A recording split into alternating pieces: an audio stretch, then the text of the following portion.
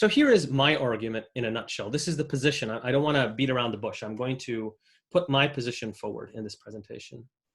First of all, I want to clarify that I am not a Qur'anist.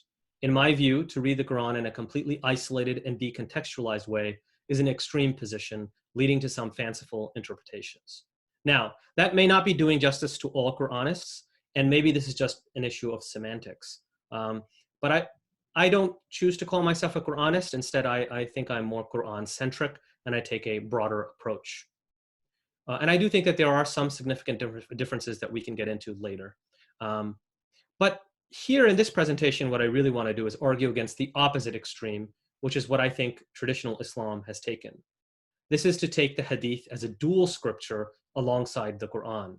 This is the view that the Prophet was given recited revelation and unrecited revelation. That is to say, Gabriel inspired him or revealed to him the Qur'an, which is the recited revelation because we recite it in prayer.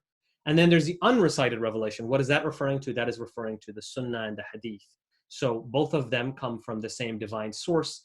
And so you see that there's complete parity, and they are, there's only some nominal differences in that sense that, yes, from a formal liturgical standpoint, we use the Qur'an, but for on a legal plane, they're both equal. In fact, oftentimes the Hadith, as we will see, will trump the Qur'an, despite protestations to the contrary.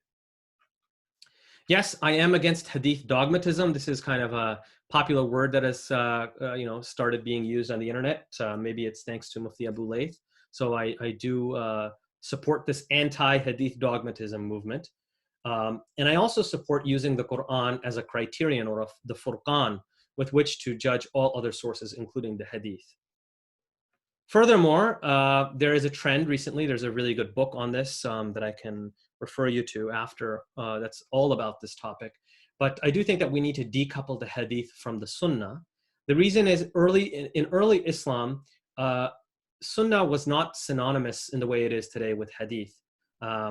Sunnah was a more broader topic, or more broader concept, and it didn't just refer to the Sunnah of the prophets. Rather, it referred to, it was more generalized, Sunnah of the community, Sunnah of the rightly guided caliphs, Sunnah of the believers. This was just a much more generalized, vague concept, as opposed to this kind of very specific, legalistic concept that later emerges after this kind of process of hadithification of Islam, which we'll also talk about.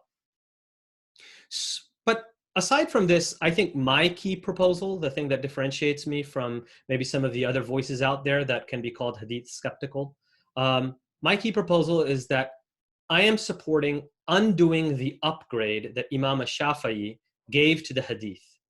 That is to say, Imam Shafi'i, he raised it to the level of scriptural canon, nas. And I am saying that that was a mistake and that we need to downgrade it back to the level that it should be, that it was originally at.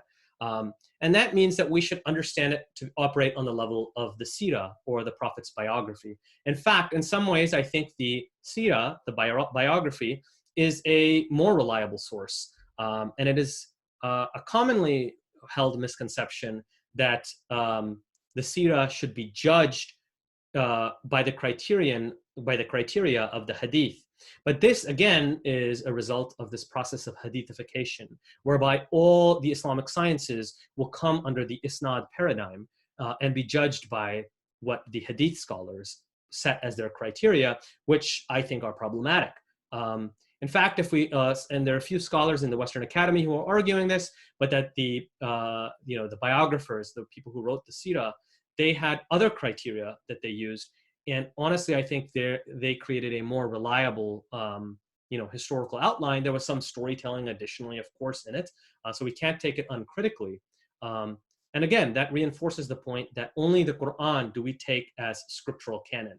Everything else is on a much lower level, ontologically speaking. That's what we're talking about here. So the addition that I'm making in this argument is that it's not only that we should weigh the Hadith against the Qur'an, but that's about authenticity. But I'm also arguing that we should question the authority of the Qur'an, of the Hadith, that we should not put the Hadith on the same level of the Qur'an. So I think that's important. Um, Finally, I would say that we should be very cautious about hadith. In fact, I say that I am cautiously skeptical or skeptically cautious about the hadith, which doesn't mean that I reject the hadith completely. It just means that I approach it very cautiously. Um, and I keep in mind that even though, yes, the mantra is that the hadith is used to explain the Qur'an, in reality, it's often used to explain away the Qur'an. So what I say is that, yes, rarely or sometimes it can be used to explicate the Qur'an, but most often it obfuscates and even sometimes subverts the Qur'an.